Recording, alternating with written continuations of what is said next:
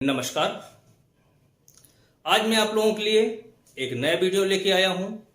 जिन लोगों ने इस मेरा चैनल सब्सक्राइब नहीं किया है, सब्सक्राइब कर लें। ये चैनल आप लोगों के लिए है, आप लोगों के ज्ञान के लिए है, आप लोगों की जानकारी के लिए है। उसी परिपेक्ष में आप लोगों के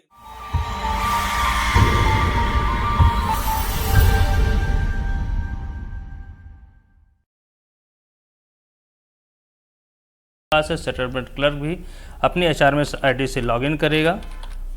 ठीक है, करने के बाद ये आप देखेंगे कि सबसे पहले हम चेक करेंगे रोल पे वास्तव में यहाँ पे किसका रोल है। यहाँ पे सबसे पहले हम जब भी कोई अपनी आईडी लॉगिन करेंगे सबसे पहले हम रोल चेक करेंगे। ये रोल चेक करने में होता क्या है मैं आपको समझाता हूँ। अभी आपका जो रोल है वो DC के रोल पे है। DC के रोल पे जैसे आप क्लिक करेंगे सेटलमेंट पे जाएंगे। सेटलमेंट पे जाने के बाद आप सेटलमेंट कैलकुलेशन शीट पे मान लीजिए गए। कैलकुलेशन शीट पे जाएंगे तो आपके पास जो भी डाटा पेंशन से संबंधित आपको यहाँ पर नहीं दिखाई देगा। ये देखिए, ये डाटा आपको नहीं दिखाई दिया। कारण क्या है कि अभी आप जो है किसके रोल पे हैं, DC के रोल पे हैं। देखिए यहाँ पे आप जो है DC के रोल पे हैं, इसलिए आपको कैलकुलेशन शीट में कोई भी एम्प्लॉय का HRMS ID नहीं दिखाई दे रहा है। जबकि आपके पास जो है पेंशन बुकलेट भी आ सकती है और सर्विस रिकॉर्ड भी सर्विस डीलिंग क्लर्क के द्वारा आपके पास भेजा जा चुका है, जैसे कि मुझे पता है इसमें, इसलिए आपको बता रहा हूँ। अब मैं देखता हूँ कि यदि मैंने रोल चेंज कर दिया फिर क्या होता है। ये मैं किस रोल पे आ गया हूँ, यहाँ पर SDC का रोल है। SDC का रोल मैंने चेंज किया। जैसे SDC का रोल मैंने चेंज किया, अब देखिए मेरे पास क्या जो पावर है वो अपने आप जो है पावर आ जाएगी। उस पावर के अनुसार, उस रोल के अनुसार देखिए यहाँ पे स्विच रोल हो गया है। इस स्विच रोल होने के बाद यहाँ पे देखेंगे अपने आप आ गया नाम। अब यहाँ पर हमें क्या करना है, जिस एम्प्लॉय का डाटा है उस एम्प्लॉय को सेलेक्ट करेंगे। गो किया हमने। ये सब सेटलमेंट डीलिंग क्लर्क की आईडी में डाटा दिखाई देगा, उसके संबंध में काम करते हैं। एक कैलकुलेशन शीट संबंध शो पेंशन बुकलेट, क्या पेंशन बुकलेट सेटलमेंट क्लर्क के पास आई है या नहीं है। उससे पहले हम एक काम और करते हैं। सेटलमेंट क्लर्क को चाहिए कि सेटलमेंट पेंशन स्टेटस के बारे में चेक कर ले कि ये जो पेंशन बुकलेट जो बिमला देवी है इसमें क्या क्या स्टेटस, किस स्टेज पे फंक्शन हो रहा है, कौन कौन सा डाटा कंप्लीट है या नहीं है। यहाँ पे हम सर्च करेंगे। देखिए बिमला देवी की सर्विस रिकॉर्ड डीलिंग क्लर्क ने अपना सर्विस रिकॉर्ड जो है समराइज SR किसके पास पहुँचा दिया है, सेटलमेंट DC के पास पहुंचा दिया है, परंतु अभी उसकी पेंशन बुकलेट नहीं आई है। जो पेंशन बुकलेट नहीं आई है तो हम देखेंगे। अब सेटलमेंट कैलकुलेशन शीट पे जाएंगे। सेटलमेंट कैलकुलेशन शीट पे जैसे ही गए हम यहाँ पे चेक करेंगे। सिलेक्ट किया, सिलेक्ट करके गो किए, जैसे आप अभी तक किए थे। सो पेंशन बुकलेट, चूँकि आपको मैंने दिखाया कि पेंशन बुकलेट नहीं, इसलिए यहाँ पर नहीं दिखाई पड़ रही है। सो SR मतलब सर्विस रिकॉर्ड इसका क्या है या नहीं है। देखिए सर्विस रिकॉर्ड ऑलरेडी है इसके पास। देखिए ये 6 पेज के हैं तो 6 पेज के पूरा SR इनको दिखाई दे देगा, पूरा डिटेल। इसके आधार पे सेटलमेंट DC जो है चेक करके डाटा सही कर सकता है। ये पेन है, सब कुछ इसमें जो है क्लिक करेंगे ऑटोमेटिक दिखाई पड़ेंगे। चूँकि मैंने आपको बताया बहुत सारे डाटा अभी पेंशन बुकलेट नहीं आए, तो पेंशन बुकलेट से संबंधित कर्मचारी का पैन, आधार, बहुत सारे डाटा उसके साथ लिंक रहते हैं, तो हो सकता है ना दिखाई पड़े। अब हम क्या करेंगे, यहाँ पे list of documents to be, यहाँ पे हमें समझना है सेटलमेंट DC के पास ये कौन कौन से दस्तावेज हैं जो कि प्रोसेस करने से पहले उसके पास होने चाहिए और इनकी रिक्वायरमेंट हो सकती है। यहाँ पे क्लिक करेंगे आप। यहाँ आप देखेंगे undertaking pensioner, electric bill, festival advance कोई है, TNP item, recovery code, medical card, ये सारे डॉक्यूमेंट्स अप्लीकेबल है। ओवर पेमेंट ऑफ वेजेज, ये जो भी चीज़ें इस तरह रिकवरी संबंधित सारे कुछ उसके पास है, क्योंकि उसको आगे इसी के आधार पे जो रिकवरी करनी है वो कैसे करनी है उसके बारे में आपको मैं बताऊंगा। यहाँ पे क्लिक करेंगे ऑटोमेटिक। देखिए यहाँ पे फॉर्म 7 और 9 है फॉर्म, वहाँ यहाँ पे क्लिक करते ही यहाँ पे आ जाएगा किस कैडर संबंधित है और क्या है। यस या नो जो भी है, यहाँ D&R विजिलेंस क्लियरेंस को अपलोड करना पड़ेगा, no due suspension clearance, last minute information, ये सारे डॉक्यूमेंट जो भी आपको उपलब्ध होते हैं वो आपको यहाँ अपलोड करके सेव करना है।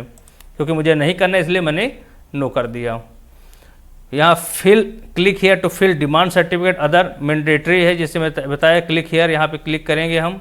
GIS अमाउंट, कैलकुलेशन अमाउंट, ये यहाँ पे ऑटोमेटिक कैलकुलेट हो जाएगा। रिकवरी कोड कितना पैसा रिकवर करना है उसके बारे में हर कोड इसमें एंट्री है।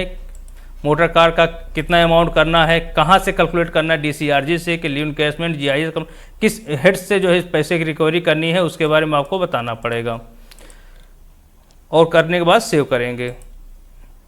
फिर जो सबसे लास्ट में और सबसे इम्पॉर्टेंट है वो फिल समराइज करना सभी को है, परंतु यहाँ पे सबसे ज़्यादा सावधानी रखते हुए काम करना है। Fill summarise SR and other detail click किया हमने। क्लिक करने के बाद यहाँ पे आप देखेंगे ये LAP 300 है, LHP है। यदि मान लीजिए गलत है तो यहाँ पे इसको सही किया जा सकता है सेटलमेंट डीलिंग क्लर्क के द्वारा। बेसिक पे सही किया जा सकता है। यहाँ देखिए लास्ट बेसिक यहाँ सही नहीं है तो यहाँ पे लास्ट बेसिक पे जो है इनके द्वारा भरी जा सकती है सेटलमेंट डीलिंग क्लर्क के द्वारा। ये देखिए भर दी गई है। पेंशन टाइप किस प्रकार से होगी, फाइनल होगी। और उसके अलावा जितने भी है 10 महीने का कैलकुलेशन जो है यहाँ पे बेसिक पे आपको फीड करना है। जो भी है यहाँ पे आपको फीड करना है पूरे 10 महीने का। भरने के बाद ग्रुप डी में जीआईएस कब से दे है, ग्रुप सी में कब से दे है, ग्रुप बी में कब से दे है, ग्रुप डी में ग्रुप ए में। तो यहाँ पे डेट आपको फीड करना है, entry date. Group A B C D में ऑटोमेटिक कैलकुलेशन कर लेगा सिस्टम, आपको कैलकुलेशन करने की ज़रूरत नहीं है। उसके अलावा यहाँ पे नॉन क्वालिफाइंग सर्विस की डिटेल फीड करनी है। और यहाँ पर जो है टोटल नॉन क्वालिफाइंग ऑप्शन नहीं है, ABCD में से भी कोई भी, तो टोटल यहाँ पे नॉन क्वालिफाइंग सर्विस फीड करना है आपको। 0 1 दिन जो भी है आपको यहाँ पे फीड करना है। फीड करने के बाद ये ऑटोमेटिक कैलकुलेट करेगा, लेकिन फिर भी नहीं कैलकुलेट तो आपको एक्यूरेट जो आपने अकाउंट से क्वालिफाइंग सर्विस वेट करवाया है वही आपको यहाँ पर भरना है।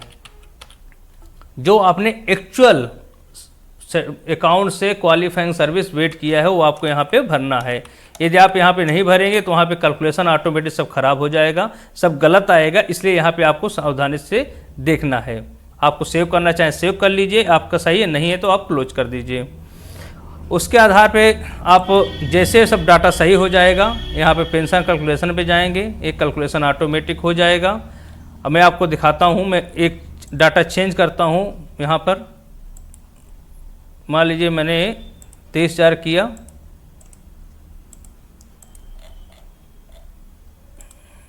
यहाँ पे मैं सेव करता हूँ, परंतु सेव नहीं होगा क्योंकि ये सब कंपलसरी है। 23,500 मैं चाहूँ तो इसको डाटा सही भी कर सकता हूँ उस सर्विस रिकॉर्ड देखने के आधार पे, परंतु मैं आपको सिखाने के पर्पज़ से ये काम कर रहा हूँ।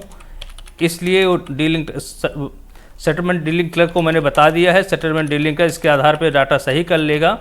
ये आपको समझाने के लिए मैं आपको बता रहा हूँ, क्योंकि इसकी जो डेट ऑफ अपॉइंटमेंट होगी उसी के अनुसार ही इसका ग्रुप डी में ज्वाइनिंग होगी। यहाँ पे आप मान लीजिए 30 वर्ष है, आपने सेव किया। जैसे सेव करेंगे यहाँ पे देखिए प्रोसेस आ गया।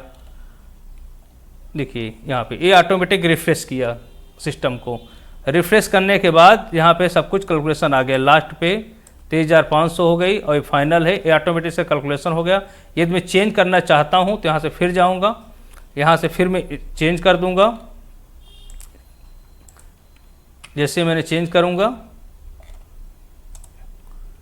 यहाँ पर फिर चेंज हो जाएगा, रिफ्रेश होगा डाटा। रिफ्रेश होने के बाद डाटा ऑटोमेटिक अमाउंट चेंज हो जाएगा। ये देखिए अमाउंट यहाँ पे चेंज हो जाएगा। तो कहने का मतलब ये है कि सेटलमेंट क्लर्क के पास वो पावर है कि बेसिक पे लेवल सही कर सकता है, परंतु डिजिग्नेशंस नहीं सही कर सकता है, बिल यूनिट नहीं सही कर सकता है।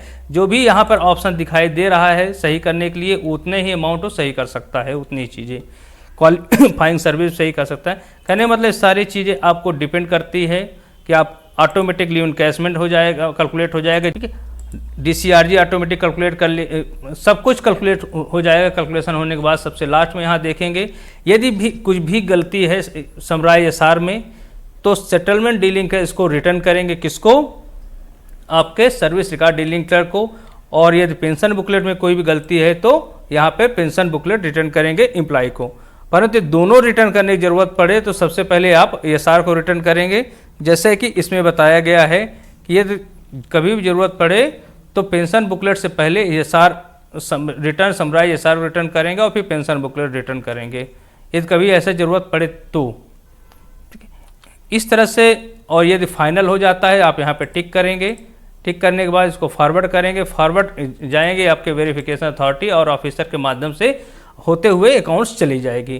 तो ये आपको देखना है सेटलमेंट डीलिंग क्लर्क को कि उनका जो डाटा है सही हो, D&R क्लियरेंस, विजिलेंस केस यहाँ पे सही दिखाई दे रहा हो, और जो रिकवरी है रिकवरी सही हो, सब कुछ डाटा सही हो। कहने का मतलब ये है, क्योंकि यही एक फाइनल आपके लिए रहता है चेक करने के लिए। आपने इसके बाद भेज दिया और अकाउंट्स चला गया डाटा, तो फिर आपके लिए दिक्कत पड़ जाएगी, फिर अकाउंट से रिटर्न होगा तो बहुत सारी प्रॉब्लम हो जाती है कि दूसरा डिपार्टमेंट रहता है, वहाँ पे भी स्टाफ अलग अलग है, हर प्रकार की परेशानियाँ हो सकती हैं।